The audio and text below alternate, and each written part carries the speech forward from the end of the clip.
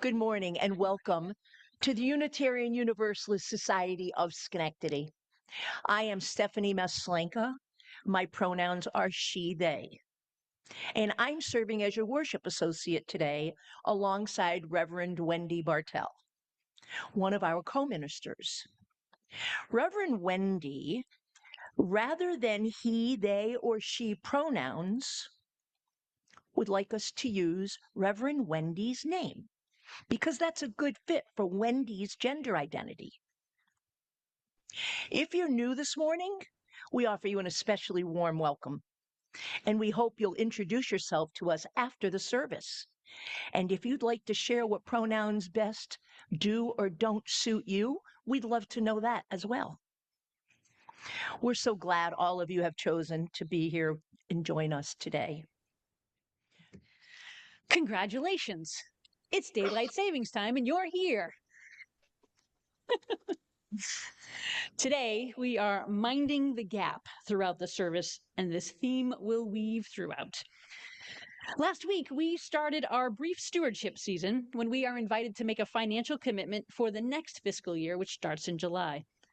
Our theme this year is Hold On, Dig Deep, Rise Up, Together. Next Sunday, in addition to the stewardship ritual for all who attend, we will launch our 125th anniversary year of celebration, which we've been talking about for months. Yay! And now let us settle more fully into our seats, more present in our bodies. Come, let us worship together.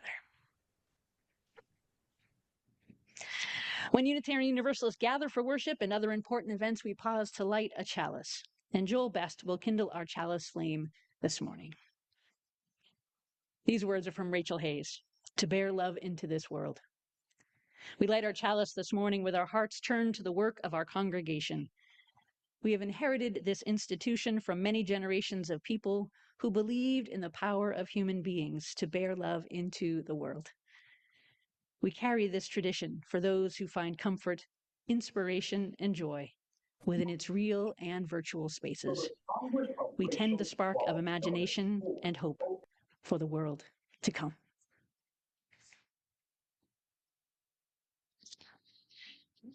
Take a few moments now to offer a prayer, which is to say, simply to invite us to be quiet, to listen, to soften. You might close your eyes or watch the chalice flame, or perhaps gaze on the image of this congregation's first building, All Souls Church, just up the street a bit. It may help you feel more centered.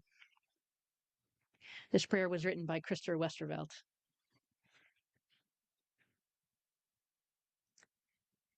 Spirit of life and peace, source of our strength and our surrender, we lift up those who grieve. Those whose griefs we know, those whose griefs may go unspoken for fear of being misunderstood or disregarded. May they be held in a spirit of remembrance, of grace, and of comfort. We lift up those carrying the pain of regret, regret for actions that cannot be undone, and regret for the undone that has escaped possibility. Give them a grace, give them self-forgiveness, and tender self-compassion, that they may heal into embracing a future still unwritten. We lift up those whose hearts and minds are heavy, whatever the source of that heaviness. May they find comfort and clarity, understanding, and peace. Bless you. We lift up those whose fear and anxiety threatens to drown them, even as they remain on dry land. May they find moments of certainty and a stay against the terror of the unknown. We lift up those experiencing loneliness. May they find companionship and community in the company of those who truly see them, understand them, and embrace them. May we be a community in which no one feels alone in the midst of the crowd. We lift up those bearing the scars of religious trauma and spiritual harm. May they find healing and renewal. May they lay down that which no longer serves them and carry only that which brings them life and liberation. We lift up those in ill health, from those battling acute illness to those enduring life-altering conditions, and those enduring conditions that are life-ending. May their healthcare providers treat them with compassion and wisdom, mercy and understanding. And in those places where science has not yet perfected its practice or discovered all the answers, may those suffering still find moments of respite and relief. And may those who care for them be nurtured and supported in that care, that they may not grow weary. We lift up those who fear that their hurts, their pains, are too insignificant for healing.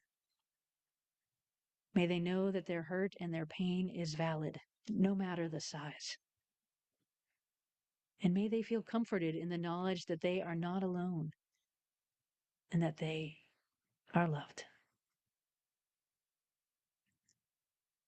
In all things, may we acknowledge the ways that we together are an answer to our prayers by embodying and embracing peace in the midst of great sorrow.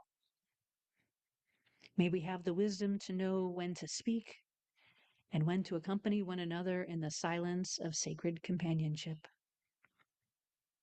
And may we strive to be a beloved community and a balm to those who are suffering and in pain.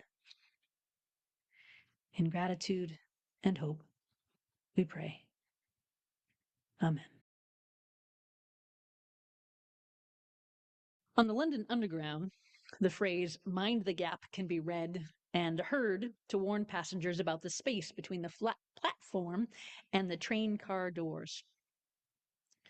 While there is a lot of fascinating history about the original recording, the technology, why there is a gap in the first place in these curved stations, today my focus is on the phrase itself, mind the gap. The British, being courteous, are asking passengers to pay attention, to notice that whether you are stepping onto or off of the train, be careful. There's a gap there, and if you don't pay attention, you might fall or drop something. A misstep could be harmful, hazardous, perhaps even deadly. As we here at UU Schenectady prepare to celebrate our 125th anniversary of the congregation, it's important for us to remember the stories and to learn some of them. It's also vital to mind the gap. What stories don't we know? What stories have been changed over time through intention or simply human memory gaps? Or a lack of mindfulness of the gaps of our understanding, or the gaps in our willingness to be inclusive? I also want to shape this awareness in the larger context in which the congregation has existed too. Last week, Reverend Lynn painted a picture of the late 1800s, the rise of General Electric and the arrival of families to work there who were looking for a liberal religious community. We're so grateful to Christy Multer and others who created a publication for the celebration of the congregation's centennial. And according to said publication, surveying their situation, the Reverend D.W. Morehouse, the secretary of the Unitarian Conference of the Middle States and Canada, recommended that the national organization, the American Unitarian Association at that time, sponsor a church in Schenectady.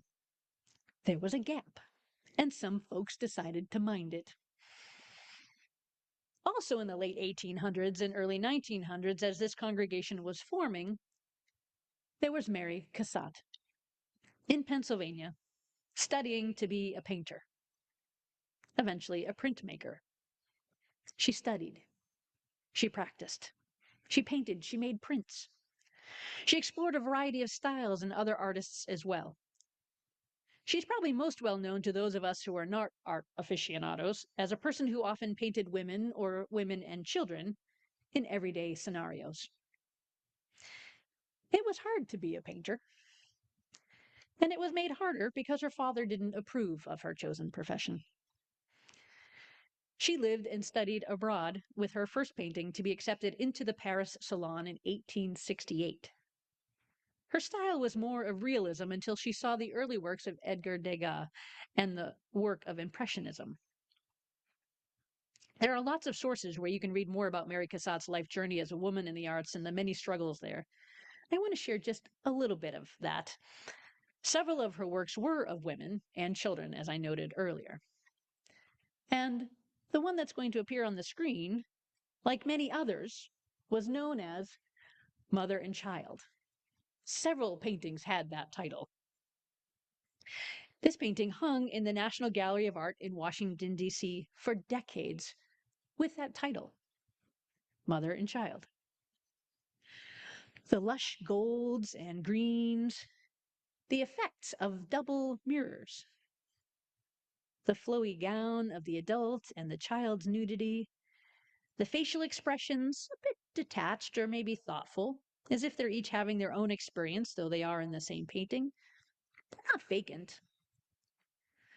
The longer one looks at the painting for those for whom vision is available, the more details emerge. The fabric on the chair, visible just so, that the adult is sitting on. The auburn hair pulled up on the adult. The freedom length of the child's blonde hair.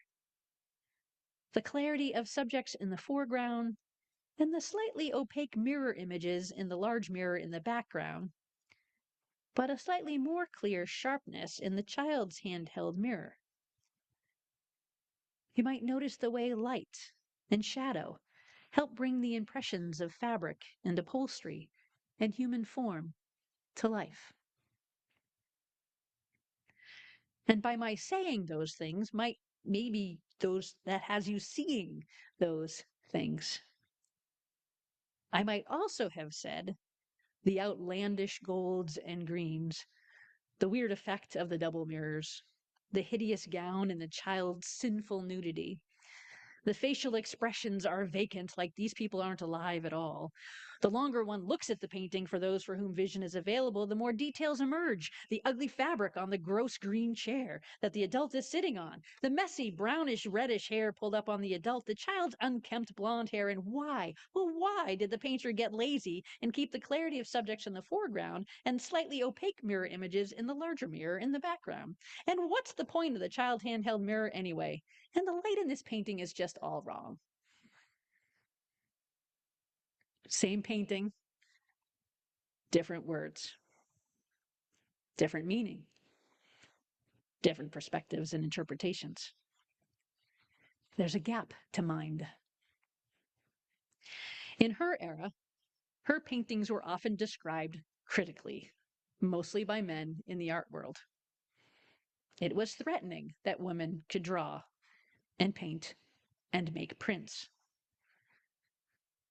Some even thought that women were too delicate to have nudes present, so they were often forbidden from studios where learning to paint the human form was happening. Still, she studied, she practiced, and she made a difference.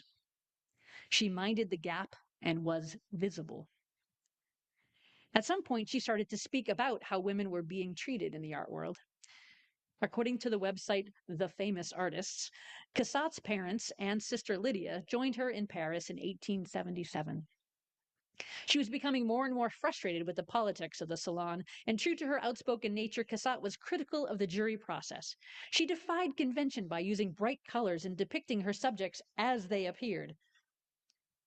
Artists were generally expected to enhance the appearance of their models rather than paint them true to life. Female artists were expected to curry the favors of the jury as well. Her friend Chatin cautioned her against such public statements. She was minding the gap even as friends cautioned her. There's another gap in this story. According to Dr. Nikki Georgopoulos on the art podcast A Long Look, hosted by Karen Jackson, she said this painting had something like 14 different titles. The first time it exhibited in 1908, having been painted in 1905, It was acquired from Cassatt in France by a French owner and exhibited in France as Le Miroir, the mirror. Then in 1914, it was sold under the title Woman with a Sunflower with the Mirror in parentheses. Nikki was doing research for her dissertation, and in a presentation in 2018, she noted in this podcast, I was presenting at a conference here in DC at American University and was sort of getting to this climax of criticizing the National Gallery of Art for titling this painting incorrectly. And it really didn't have that title, Mother and Child, until it entered the National Gallery of Art.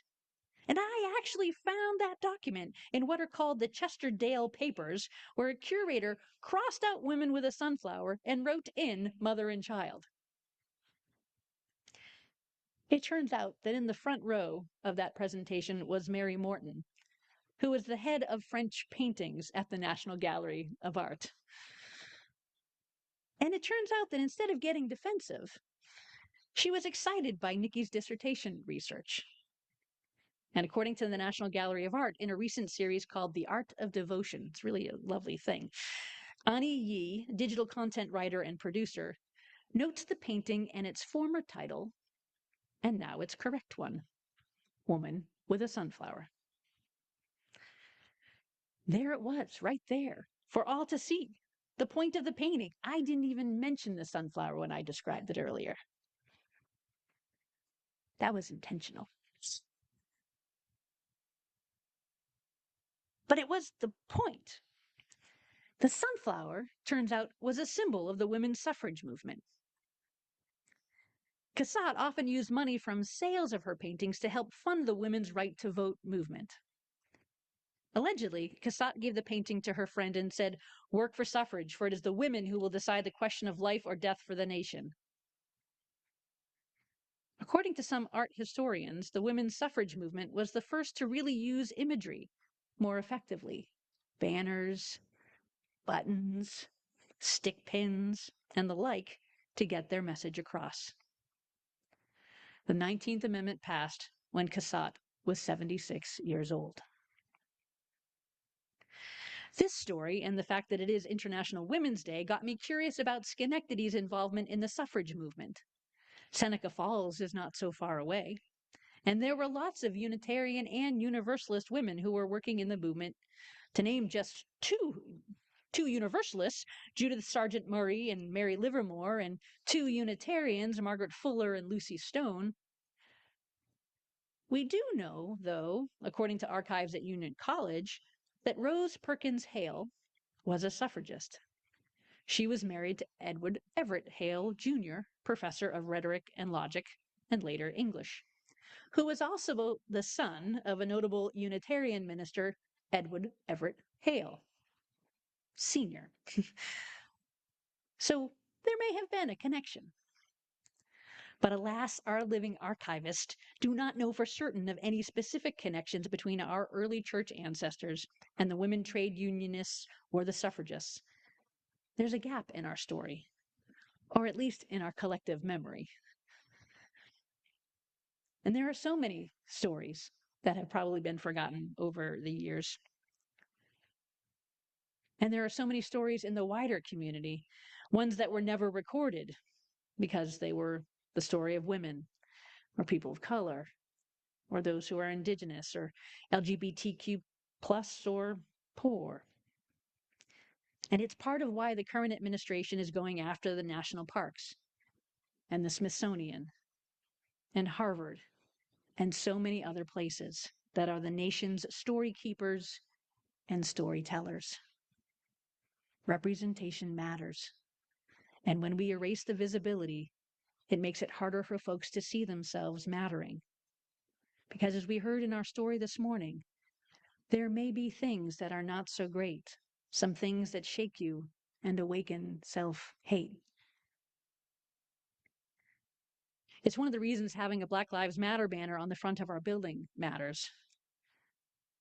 We also need to be willing to live in ways that make stories worth telling. Authentic, honest, humble, engaged with our mission of compassion, justice, and joy, whether we hold on to our values when they are being challenged every day, or we dig deep to provide care for others or to ask for the help that we need, or we rise up to the urgent needs and important opportunities facing our congregation. And so much more is possible when we do this together. Not just a few folks, not just the usual folks, all the folks. For UU Schenectady's story is complicated and messy and powerful and beautiful, just like so many other stories of human beings in community. History can be tricky, right? It isn't always the stories of what happened. Sometimes it's the stories of the victors, or the stories someone bothered to notate or at least articulate or orate, impacted by the one doing that notating or orating. And this reminds me of another gap, a gap many of us didn't really see coming, or at least didn't anticipate how big the gap would get. On this very Sunday, 6 years ago, Lynn and I had recently returned from a family wedding in California. The news was spreading of some weird virus. On Monday evening, your board of trustees met, and Lynn and I said to them, "This thing is coming, and it might mean we have to close the church for a bit. Do you want to make that call, or do you want us to?" Given the governance model and where most of the impact of the buildings being closed would be, they wisely and courageously delegated to us, to Lynn and me. On Tuesday, we had a safety team meeting, but we were mostly focused on scheduling a fire drill. And at the bottom of the agenda, it says, "We concluded early to deal with other safety situations around disease." And then the World Health Organization on March 11th declared the novel coronavirus, or COVID-19 outbreak, a global pandemic. On Thursday, March 12th, cases had been confirmed in Albany and Union College, and Lynn and I recorded a message for the congregation to say we were closing the buildings for a few weeks to help stop the spread of COVID. There was a humongous gap we were trying to mind with very limited and sometimes conflicting information, especially in those early days, right? We gathered some of the most informed people in the congregation into a COVID prevention and response team, including 2 physicians we happened to have been blessed with at the time, who were well versed in public health, the World Health Organization, and epidemiology. And we met on March 22nd, hoping this group would help us all navigate those challenges. And it was hard for a long time.